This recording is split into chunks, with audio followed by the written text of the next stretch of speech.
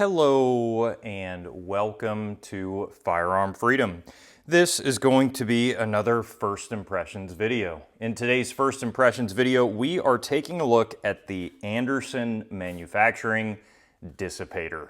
And before we get this video started, as always, I wanted to give a huge shout out to this video's sponsor, which is of course, Seal One. Seal One makes a wide variety of cleaning and maintenance supplies for firearms, bows, and pretty much everything in between. I have used it on corroded locks, on my door hinges. It smells great, it works great, and in all seriousness, even before this partnership, I've been using Seal One for years, and it has always been my choice. They make liquid, paste, and aerosol formats. All of their stuff is bio-based and non-toxic, so you don't have to worry about cleaning it in a well-ventilated area and all that stuff, other than the lead that's involved in cleaning firearms. And they're actually offering you guys a 25% off discount code just for watching this video. Head down to the link below,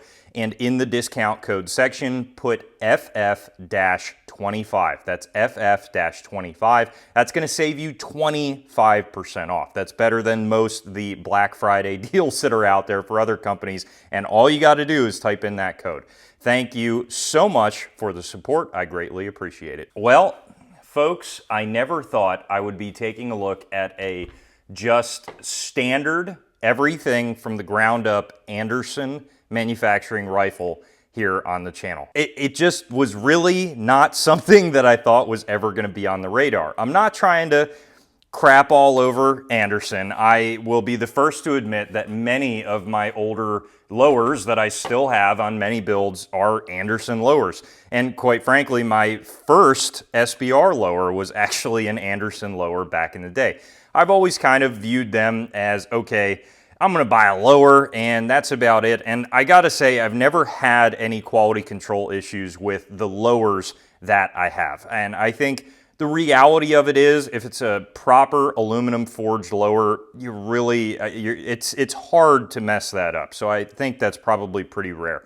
But over the years, I've seen some hit or miss quality control things with their uppers and parts and other things like that. And they really never drew me to their brand as a complete rifle. It was always something I was like, I'm good on their rifles. Until they came out with a Dissipator. And you guys know I love the Dissipator platform on the AR-15. And really what a Dissipator is typically is a 16-inch barrel, but a rifle length front sight post. Now, the original, there's what came first, the chicken or the egg?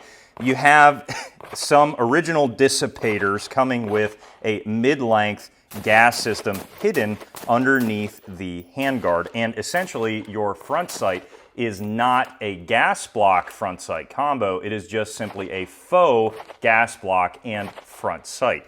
And that was primarily what you saw. Originally, back long ago, when they were trying to kind of mess around with this idea, the government and a few other folks out there essentially took a 20-inch M16 and just lopped the barrel off at 16, and that caused major issues with dwell time on the front sight post and just simply what was going on here. Many companies decided to still come out with the Dissipator with a shortened gas system underneath, giving the appearance of a full-length rail system or handguard, and honestly, I always thought that the look was really cool. Now, Anderson decided to go all the way back and essentially make a true, if you will, or not true, depending on what way you look at it, Dissipator.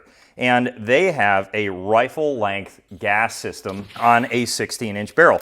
And that really interested me. And ultimately, I was very curious about how this would shoot, if it would be reliable, and what was even more interesting is that the MSRP of this complete rifle was $499. Now, that's $499 without the carry handle. I got this added on from them, but I will kind of fill you guys in on what I think about their carry handle, because I think that is lacking quite a bit. And of course, full disclosure, Anderson did send me this rifle for a review period. So I could take it very similar to how I get PSA reviews. I can beat the living crap out of it and send it back, or decide to purchase it at the end. There was no exchange of funds. I don't have any links with Anderson or anything like that. They're just like, hey, here you go, try it out and see what you think.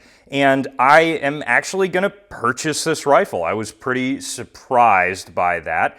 It was 100% reliable at the range. So again, I'm going to give credit where credit is due. I think Anderson has come a long way from where they were. Maybe 5-6 years ago, I don't know that I ever would have recommended buying a complete Anderson rifle. But in this case, again, for $499, I really don't think that's too much of a terrible deal. One of the first impressions, however, that I noticed upon firing the rifle, although again, it was 100% reliable, one would assume that with a rifle length gas system, you would have 22 like recoil. So I was kind of going into this rifle assuming that, okay, I'm going to have a really cool looking compact 16-inch rifle that's going to shoot like a dream. And it is quite punchy. Now, punchy relative term, it is still a 5.56, but it felt very similar to me, shockingly, like a 10.5 AR or even like a 7.5 AR. This thing was smacking my shoulder pretty good, and that was very surprising to me. And upon further inspection, it is quite the gas port hole up there in the barrel, and it is very opened up. And the only thing that I can assume is that in order to get a rifle length gas system with dwell times and things running reliably on a 16-inch barrel, they had to really open it up. And that's a little unfortunate. Again, I was expecting a tiny bit more. And I think originally I thought that, maybe it had to do with the rifle buffer that they chose, because it felt very, very light. But after further inspection, I threw on one of my other lowers with a T3 buffer in there, so an H3 buffer, and it shot identically. There was really no difference overall. It was definitely more tame, but I think that porthole is very much enlarged, and that's to just, again, accommodate this being totally reliable. And I've been battling it out with myself. Again, I'm still purchasing this rifle, but at the end of the day, I'm kind of like, okay, what can I really ask for a rifle with an MSRP of $499? I think overall reliability would be top. I'm looking for a very reliable firearm, which this is, and it has the look that I'm looking for. And I don't know that I could completely assume that it's going to be not only reliable, but also it's going to have the recoil of a 22. I mean, I can take added recoil as long as I'm not seeing any adverse wear, which I'm not, and it's reliable, which it is. So again, that's kind of where I'm coming into play. I shot 300 rounds through it in this first impressions video. With that 300 rounds, I shot primarily .223, but I did shoot 100 rounds of 5.56, and I saw no difference in the way that the rifle shot. I did clean and lubricate it, but lightly clean it. There really wasn't a ton going on there from the factory, and it has been running primarily for the last 100 rounds with little to no lube on there. A lot of that dried up. I did notice the last range day I was doing some durability testing and throwing it around, and the stock got a little loose, so it is what it is. The buffer tube is not loose. The screw just kind of loosened up on that A2 stock. So overall, I'm pretty pleased with that. Now, I was seeing quite a bit of like oozing going on up here by the barrel, and you can see that it's definitely a little bit scorched up. Towards the end, I was getting it very hot, doing a lot of mag dumps, and just wanting to see where the system would fail, and it did pass that. Now, because of the access recoil, I have not run this suppressed yet. That is something that I'm considering doing, and I'm definitely going to do, but I've been running less and less rifles suppressed lately. It's kind of, I don't know, it's kind of fizzled out for me running guns suppressed, but really the reason why I want to do that with this rifle is just to see the reliability and also to see how quiet it is. But I think I'm very curious to see with that added recoil if it's just going to beat the gun to death. The trigger, the factory Anderson trigger, could use a lot of upgrading. The trigger is pretty rough. It has quite the wall here. So you'll notice it's just single stage, a little bit of spongy creep, then your brake. Reset is very long. The reset is really where it gets you, and I wish the reset was a little better. That's an easy switch, so you know it is what it is. But again, the trigger is really something that you got to switch. It's pretty awful, and I'm usually a fan of mil-spec triggers. This does not feel like a mil-spec. It just, I don't know what it is. The carry handle, this is where I had some major complaints on durability. So I was taking this rifle at shoulder length and just dropping it onto the stones at the range. I was dropping it on this side, and what I was primarily doing, there's some coloration differences on the forward assist, the mag catch, and also the safety here. And you can see, I'm not sure how well the camera's picking it up, but again, it's just kind of like a different hue, if you will. And to me, that I was like, okay, I want to make sure that these are durable.